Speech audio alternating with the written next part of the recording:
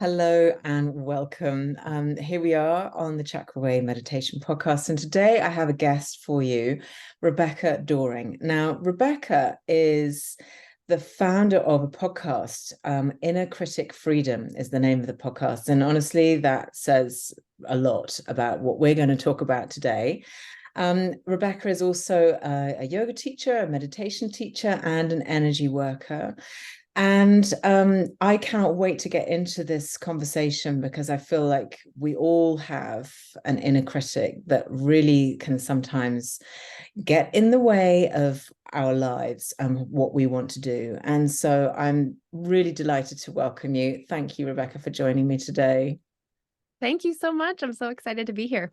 Yeah. So an inner critic coach is something that I think everybody needs. I mean, I count myself in that. I don't think that there's many people who can say I have no inner critic that gets in my way and doesn't disrupt my day or my life in some way.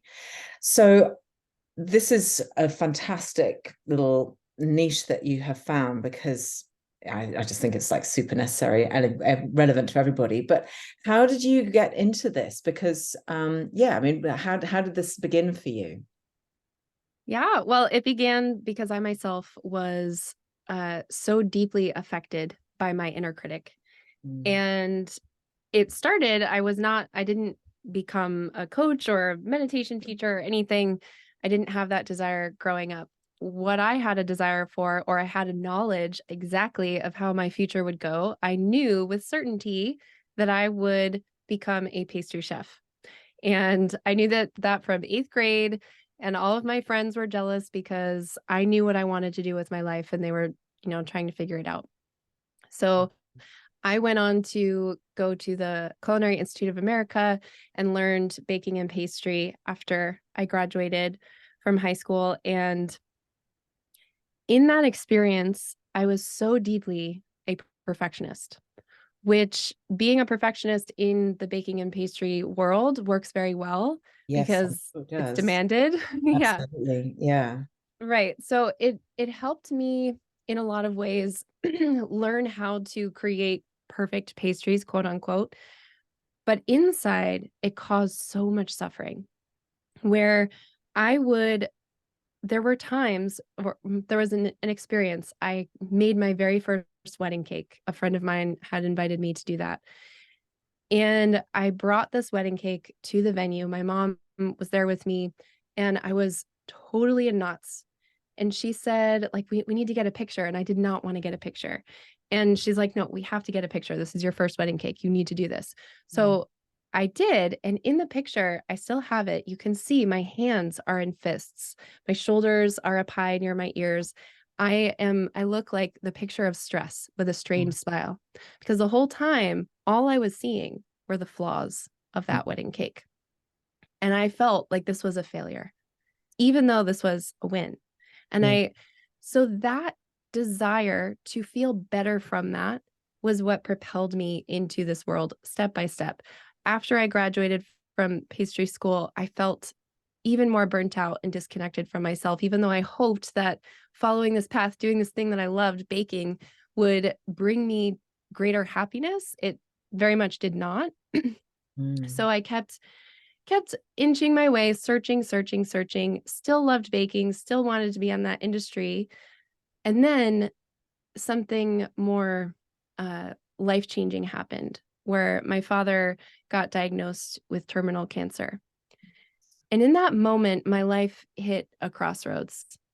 I could see that I could keep going the way I was going, keep beating myself up, keep being so hard on myself, and attach myself to his journey and his trauma and his experience. And it could take me down a pretty dark path. Or I could choose a different way, a kinder way for myself and follow my own journey and be there for him, yes, but also find my own journey in that experience.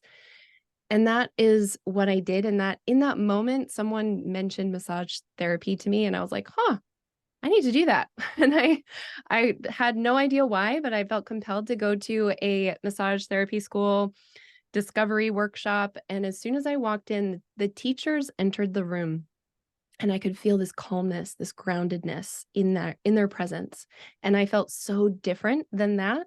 And I thought, I need to go here, not because I've been dreaming of massage therapy my whole life, but because if I learn from these teachers, maybe I'll learn how to feel that way too. Mm. And that's when they introduced me to meditation. Very, very early on, I needed to start meditating. And that was the reason why I was meant to find massage therapy. It was so I could find meditation.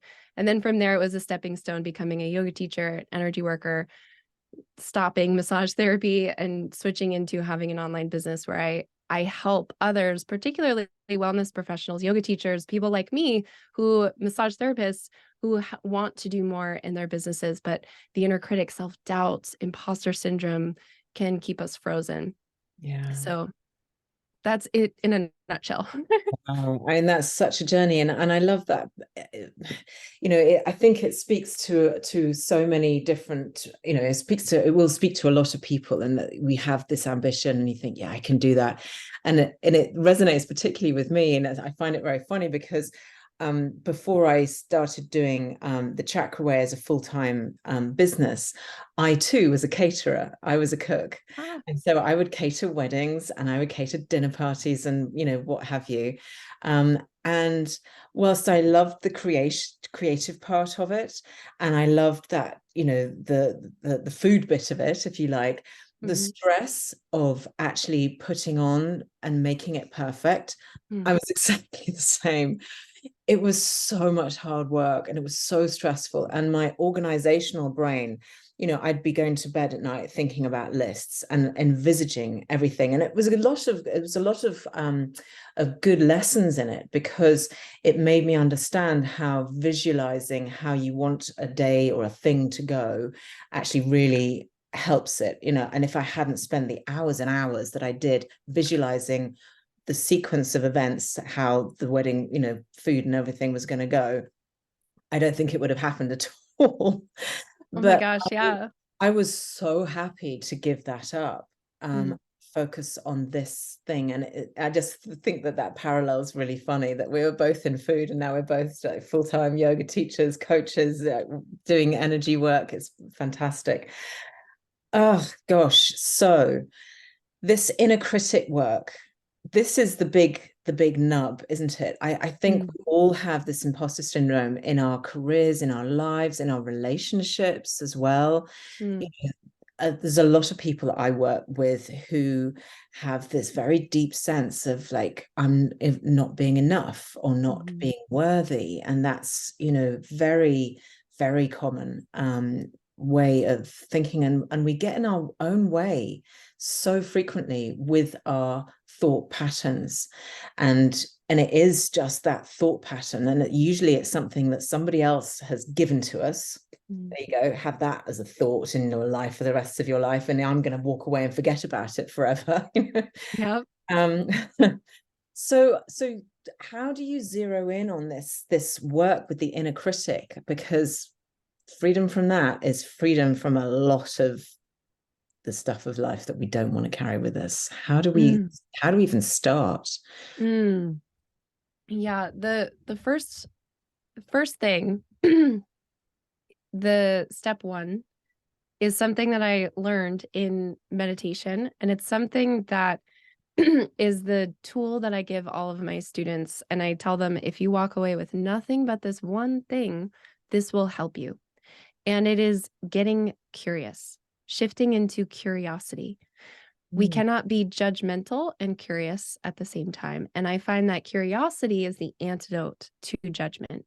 So when we're in that pattern of spiraling, of judging ourselves, of judging our work, of judging our thoughts, our patterns, all the things, shifting into curiosity, maybe even starting by getting curious about that pattern itself instead of judging it, which is a natural thing to do with self-awareness. And especially if we're in the yoga and the meditation world, we develop our self-awareness and we become so acutely aware of these patterns that are holding us back that it's very natural to then judge ourselves for judging ourselves or beat ourselves up for beating ourselves up, right? But shifting into curiosity to me is step one, is getting curious. And I love to think about like an explorer. An explorer doesn't seek to fix what it finds or throw it away and find something better or change it or judge it or resist it. An explorer just wants to discover what is. And the same is important and necessary for the inner critic work to navigate through it so that you can come out the other side more connected to the truth of who you are, not connected to the lies of those stories, but connected to the truth of who you are and able to see the truth around you, see the world more clearly. Yeah. So what tools do you, because when you say that, get curious, what instantly came up for me was a little hack that I love to use, and I've done a blog about this. I've talked about this like a while back, and this is in relation to affirmations and just kind of yeah, I mean, let's just leave it at that for affirmations at the moment, is putting what if in front of a statement, any statement about yourself. So if you want to feel like enough and you go around doing that affirmation, I am enough, and then you have your inner critic comes up and starts having an argument with you and going, yeah, but you're not, are you? And all of that rubbish. If you go, what if I'm enough? It gives you the freedom of mind to go, yeah, what would that feel like? What if I was good enough? Actually, maybe I am, is an easier conclusion to come to when you put that curiosity in front of it. I love that. So how do you engender that curiosity within a daily life? Because we go through our lives, and when we're in that mindful aware state, so we're meditating or practicing or reading or trying to better ourselves in some way, we've got a positive mindset. I'm doing this for myself, and that makes you feel good about yourself on the whole. But if you're just going about your daily do, you're in the supermarket, you're on a date, you're at work, you're doing whatever, and this insecurity comes up, it's not so easy to find that way out, if you like. It's not, the exit sign is not blaring for you to get out of that mindset or that thought pattern. So how do we deal with that? Yeah, I love this question. For the first thing that I would say is we don't get out of it. And the desire is, how do I stop feeling this way? How do I feel better? How do I not feel this? And in curiosity, we allow ourselves to feel exactly as we do. So if you're like in the grocery store and something happens, maybe you bump into somebody and they say something and it starts to trigger a negative thought spiral, and you start to walk away feeling that heaviness on your chest. In that moment, you can be walking around in your day and shifting into curiosity. First, it starts with recognizing, right? We need to recognize the pattern, because it's kind of like, it feels almost like a tornado where you're in the center of it and all you see is the tornado. So then becoming aware of the tornado itself, oh, here this is, and not seeking to get rid of it right away. But what if I were to, that what if question, I love what if. I think what if is such a powerful question. I love how you said that. But what if I were to let this be here and breathe and just curiously observe it as I walk through my day? How am I responding? What is my body language doing as I'm in the grocery store? Oh, I'm noticing my shoulders are rounding in. I'm noticing I'm wanting to curl in on myself. Oh, I'm noticing I don't want to look at people in the eye anymore. Oh, I'm noticing that I'm feeling my stomach turn into knots, right? It's just literally observing by, like, as if you were taking notes and gathering data. And in a more tangible way, I would say if it were something that was more intense, bringing it to your journal later on and curiously discovering what is going on with your journal. I like to call it a thought release, where you say, okay, this thing happened in the grocery store, and I'm going to release all of my thoughts about it. Like, don't filter myself, say all the icky, judgy, awful thoughts that I wouldn't want to say out loud, put them down on a paper from a perspective of curiosity, getting curious to see, why did I react that way? What was really going on for me? What was really coming up for me, with a desire to understand and discover what is. Yeah, no, I think that's a really it's a very powerful thing. And I think it comes with the same with all kind of so-called negative emotions and fears. And it's the same with grief and all the really strong, powerful emotions and feelings that we have, that we want to just push away, and we want to just erase them instantly, just like hit delete on our button and just let it get it gone.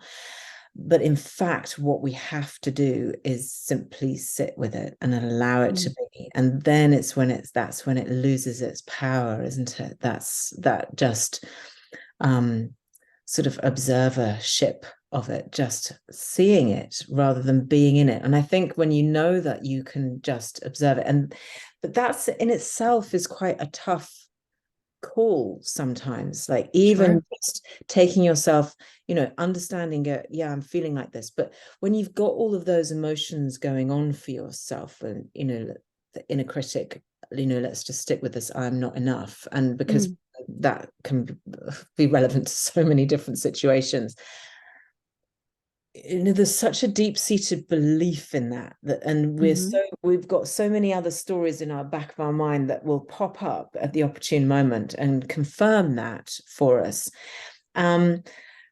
It's hard to know sometimes whether that feeling is valid and it's the truth, or it's just an inner critic voice. So how do we know? I mean, I think we have within us our intuition, beautiful third eye, intuition.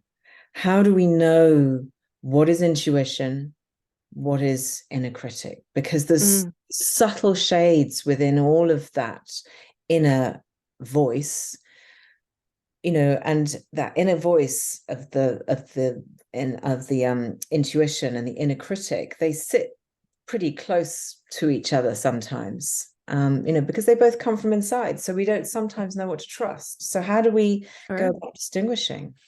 Yeah, I love this question. And this question kind of defines my work. There's a quote by Pema Chodron that I absolutely love. And it kind of sums up this work and the answer. That it goes, quote, "Your true nature is like a precious jewel. Although it may be temporarily buried in the mud, it remains completely brilliant and unaffected." And to me, the stories of the inner critic, any story that is under the umbrella of not enoughness, is the mud covering the jewel. And so when that feels so true, because it does, because our subconscious mind believes thoughts that carry an emotional charge. It can be a positive emotional charge, a negative emotional charge, and not enoughness carries an emotional charge for sure. So the subconscious mind is going to be likely to believe that because, oh, here's a thought and here's a feeling, that must mean it's true. So when it feels so true, we have full visceral sensations, our body posture changes. Of course, it feels so true, but I see that as simply we are in the mud right now. We are not aligned or connected with the precious jewel of who we really are.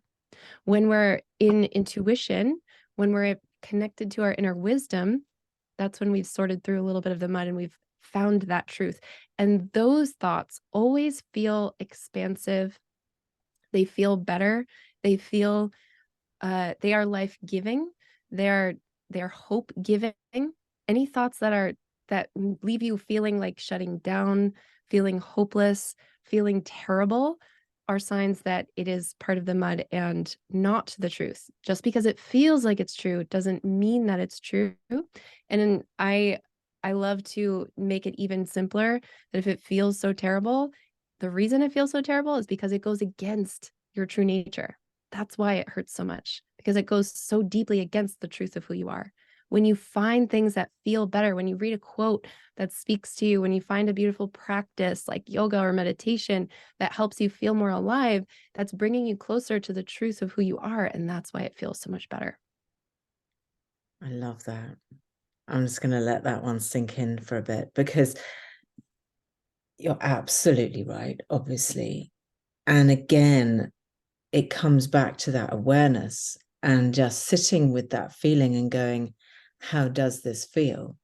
does this feel expansive or does this feel limiting? And Mm-hmm. I guess that's the very simple way of feeling into what is intuition and what is, Yeah.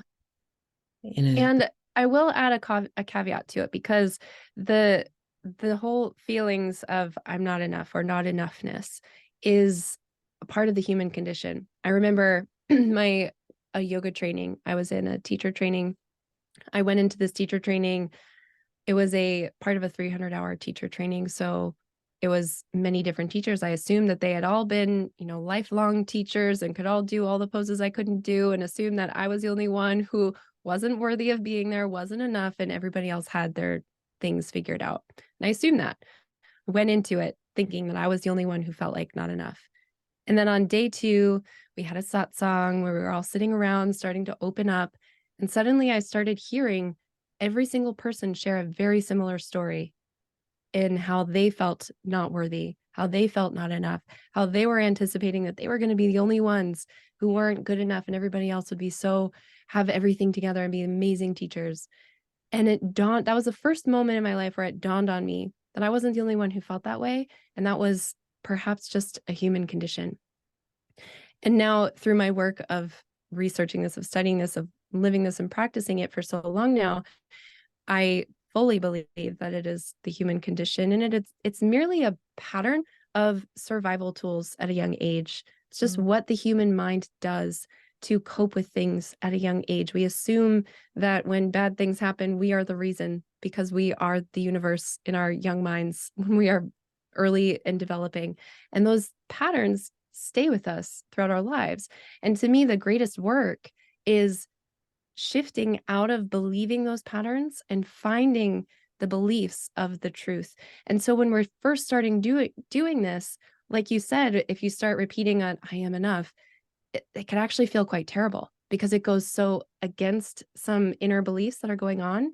So it's like that can feel terrible. And I like to point out that maybe it's not, that terrible feeling isn't the statement I am enough that feels terrible, but it's the story that's coming up in response to it that's feeling terrible. The story that's saying, no, I'm not. Like, Yeah. that's not true for me. And that's the part that's feeling terrible. And so those thoughts are in the subconscious mind that we may not be aware of those words, hearing them consciously in our mind all the time, but we might feel a visceral reaction. So it's like, it's very basic and simple to look at it. Okay, if this feels expansive, this is true. If this feels limiting, it's not. But sometimes working on the worthiness stories can feel difficult to believe, but it's more a sign of, in my experience, it's the sign of the response to that. Those stories that are still saying, yeah, but we're not. That's the part that's like the limiting part. Yeah, yeah. No, I get that. I think it's very, very true. And this is such big work for all of us. And I think that a lot of people go into this kind of energy work, spiritual work, in order to overcome that. And that inner critic, it obviously sort of runs, it's almost the same thing as imposter syndrome. I mean, like you were talking about in the yoga class, like, I don't know anybody who walks into a yoga class and goes, I'm going to be able to do everything. And I'm going, I mean, yoga's not a contest and it doesn't really matter, but there is that sense of, am I right here? But also in work, in life, and just in all aspects of life, we can become, slave to, or certainly overcome by the imposter syndrome, which is it's the same thing, isn't it, really, as the inner critic? Would you say, or is there a subtle difference? To me, the imposter syndrome is the experience of feeling like I can't have my desire because I am not enough, because I'm not strong enough, knowledgeable enough, skilled enough. Who am I to do this? The inner critic is kind of like the voice telling you those things. It's like Right. a square and a rectangle kind of thing. They Yeah. are the same, but I feel like the imposter syndrome is that feeling like I can't have my desire. And the inner critic is the thing that's saying It. you can't have your desire. Yeah, okay, I'm with you. I mean, I think that is such an important thing to realize. Actually, it's a really important thing to understand that, because we do all go, who am I to be here? Who am I to be, and sometimes even in relationships, like, who am I to be loved? Why would they love me? Because I've got, whatever I've got, pick any number of things that we might think of. And this is the work that we do, is trying to believe, to have that belief in yourself that, yeah, we're not perfect. Nobody's perfect. Nobody's, anybody who pretends they are is covering up something or other, in my opinion. But we are learning to accept and love ourselves the way we are, because this is the experience that we're here to have. This is, if you believe in past lives or whatever, but this particular life, you were born here to experience these feelings, to get over this particular hump, to have this lesson in your life, so that your soul is growing, your spirit is continuing to be, to grow. And I think I find that I think that is a comforting thought, to know that, even when things go really badly wrong, as they frequently do in our lives, you go, okay, so maybe this is an opportunity to learn how to respond, how to cope. How did I deal with that? Did I lose my rag and go crazy, or did I actually calmly sit down, take a breath, and think about it? It's that those are the bits of progression that is, when we hit up against these things, that I think is really, really valuable. And creating this, and just to sort of to change tack a little bit, because I know that the other part that we talked about when we were messaging was this, how to create a good, consistent practice in your life. Everything that we've talked about so far, about the inner critic, about imposter syndrome, and those those voices that come up, can be softened and quelled and observed, and the edges knocked off them and made acceptable, or even disappeared, by practice, consistent practice. And for some people, it's a meditative practice, meditation. Some people it's yoga practice. Others it's journaling or reading, or, there's a million different ways that we can combat these things. And I think everybody knows what works for them. Everybody knows, and they go, oh, well, it'd be great, if I could just get to the gym 5 days a week, because that's like a meditation for me. Or if I could sit down every morning for 20 minutes and meditate. But, the kids get in the way, or I oversleep, or I'm hungry, or, like, God, I mean, just like the list of excuses is forever long. And, and I'm as guilty as the next person for that, about creating a consistent practice that supports us in this work is key, right? Yeah. And also the inner critic is part of the experience of preventing those consistent practices. That's one of my favorite things to teach, is how to become consistent. I actually just created a workshop that's available now that is teaching you how to unlock consistency and long-term results. And it's all dealing with the more inner work side of applying to tangible practices, whether that's in your business or developing a meditation practice or getting yourself to the gym. Because a lot of the things, and I apply a lot of yoga philosophy and meditation philosophy to helping us develop consistency. The one thing that I think is so powerful that I think might be nice to share, that is yoga philosophy, is abhyasa and vairagya, the balance of effort and surrender. And when it comes to maintaining consistency in our habits, what most of us do is we attach to the results of our habits. We attach to the outcome, and we mark the outcome, the results, as success. And so if we don't see the results as quickly as we would like, then we feel like it's not working. We're failing. It's not happening. So instead, shifting to attach to the effort itself, showing up for, or attaching that showing up is success.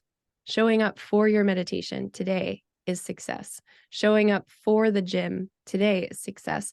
Tuning into and exploring, enjoying the effort itself, like getting to know what the effort feels like and even learning to enjoy that. And then if we start to do that over time and let go of the results become inevitable. And it makes it a lot easier to show up. It makes it a lot easier to keep going if we miss a day. There's many other things I can teach about consistency, but that one is so profound. Anytime I feel like I'm riding an emotional roller coaster when it comes to habits, where it feels so good one day and then it feels so terrible another day, or if you feel like all your progress is lost if you miss a day, or you start beating yourself up because you're not showing up, or you're comparing yourself to others or seeing others people having the results that you want that you're just not getting yet. All of those are typical signs that I might be accidentally attaching to the results. And so then I come back and say, okay, what are things that are within my control that I can mark as success? Showing up and meditating today for how long? 5 minutes. When I meditate for 5 minutes, I'm going to mark that as a success. Tell myself this is working. Enjoy the effort itself. Then tomorrow will be a little bit easier to keep going. It'll be more motivating to keep going. Yeah. And I think the same thing is, obviously I'm always trying to encourage my students to create a practice, yoga practice at home. And same with my podcast, which I give guided meditations. And I say, use this and do this one on your own. I'm trying to get people to create this practice for themselves.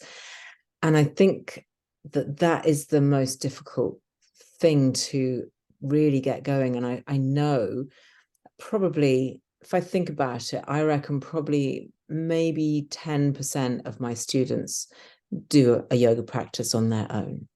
Mm. And they just come to class, and they may come 3 times a week and go, it's great, I've done my yoga practice. But it's such a very different thing to doing it on your own. And people say, well, I don't know what to do, I got on the mat and I just don't know what to do, and I forget everything all at once, and I don't know what I want to do, or what I should do. That's the thing, that I don't know what I should be doing. And my answer is always, well, just do whatever your body feels like doing. It may feel just like lying flat on the floor, and call that a yoga practice. Just and that may develop into a couple of leg stretches, or and then that may turn into a dog pose, and that might turn into a trikonasana, and that might turn into, who knows. But if you're tired, you just take a bolster and do what feels good. Lie back, Baddha Konasana, whatever feels good. But actually getting yourself into your yoga kit when you're not hungry, or have just eaten, or you're not tired, or you don't have the space, or it's cold in the room where you go. There's so many excuses that you can make for yourself to not do it. Mm. That I is that all part of the same thing? Is because is that the what is that gives you a million trillion excuses not to do it? Yeah, I love this. And I love teaching this because it brings a lot of compassion, and compassion and understanding is the antidote to inner critic. So when we don't really fully understand what is happening with that, it's natural to like beat ourselves up for it. Like, why do I always make excuses? What's wrong with me? Why can't I just stick to this? Why can't I just do it even though it's not, the way I wanted it to? The truth of the matter is there's a part of the human brain that has not evolved since caveman days, the primitive brain that has the motivational triad, where it exists to keep us safe and surviving by seeking pleasure, avoiding pain, and conserving energy. And if you apply those 3 things to caveman days, that is the perfect recipe to survive a harsh environment where there is very little pleasure. And the only pleasure really that is available is life-sustaining, like food, water, rest, sex. Conserving energy is very important because you are literally burning calories to get calories. So you need to conserve energy. And avoiding pain, of course, that's important. There's pain everywhere in that environment. So many dangerous things are painful. But nowadays, in our modern society, that part of the brain still operates that same way, but our environment has changed. The majority of us are inundated with pleasure. Our phones are designed to be more addictive and pleasurable. We have homes, we have heat, we have air conditioning, we have transportation. We don't have to conserve energy, but there are so many ways to conserve energy. Our food is designed to be more pleasurable and addictive. There's so much pleasure at our fingertips and not that much pain. Instead, our pain that we experience is emotional pain or discomfort. And so our brain still perceives that emotional pain or discomfort as dangerous as a saber-toothed tiger walking towards us. Nope, that's life-threatening. We can't do that. We need to avoid that pain. We need to seek the pleasure of this couch. Like, nope, getting on that yoga mat, it's cold. That's dangerous. Nope. Let's go and be in a warm, cozy spot instead and conserve energy. So when it comes to showing up for our habits, especially habits that require pain or burning calories or getting out of our cozy, comfy, pleasurable places, of course, the primal brain is going to have something to say about it. And that's normal. And so I love teaching how to work with your brain to help you show up anyway, and help you listen to time. Like there are times when your body, when your being is telling you, no, we really need to go slow. And then there are times when your brain is saying, we need to go slow, but really you have so much capacity to go hard. You can push yourself. You are capable of doing a stronger practice or going to the gym in those moments, and learning to discern that voice and work with your brain to achieve your goals, your consistency, and create a practice, a lifestyle that is satisfying and fulfilling and life-sustaining. It's just wonderful. That is good. That is good. I really like that, because that really makes sense. You know, that primal brain thing. It's like, Right? I'm guilty of Right? that.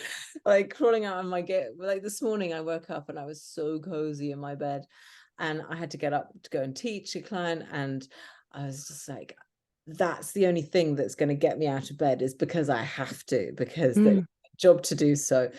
And the thought of getting up an hour earlier to do my practice before I go and teach, that was just like, no way, it's way too cozy in here. I am, you know. So it really speaks to me, that I think that will give everybody and so all of these practices, these things that you're talking about here are within your coach. You know, you just said that you have a new product out. What's that called? What's it all about? It's about Sure. Yeah, I have a workshop that teaches all the things in much more detail on how to build and maintain consistency. It's called Unlocking or Cracking the Consistency Code, Unlocking Long-Term Results from Your Habits. And that can be found on my website, deeprootedbliss.com. I can also give you the link to that as well. Yeah, I'll put that in the show notes, no problem.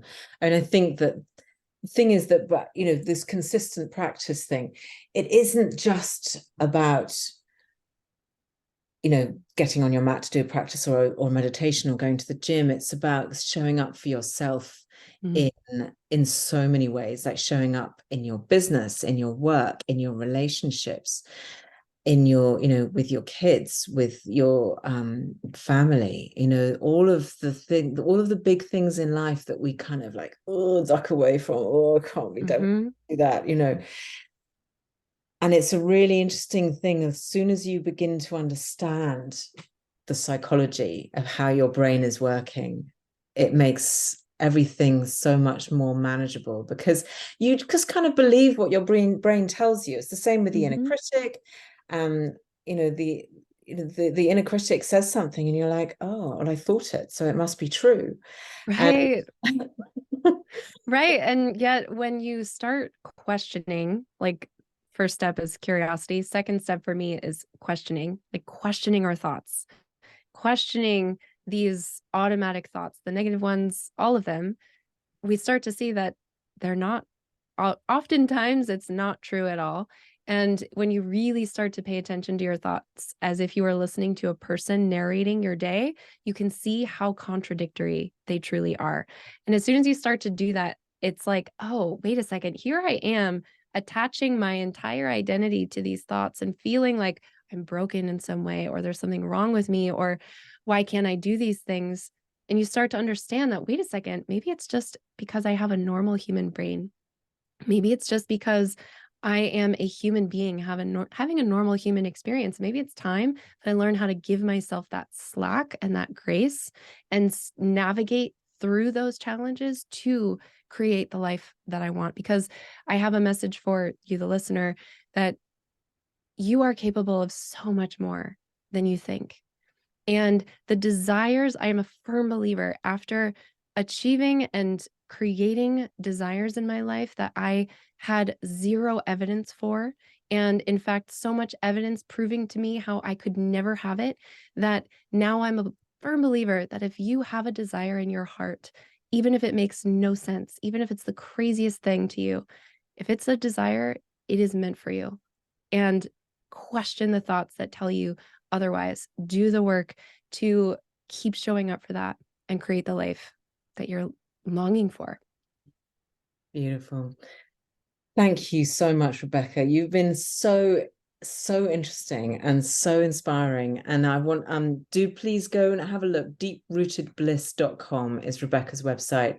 So you can find out more about the course that she's doing, about her coaching and all of that. So wonderful. Thank you. It's been an absolute joy chatting with you, Rebecca. Thank you Oh, so I've loved it. Thank you so much for having me.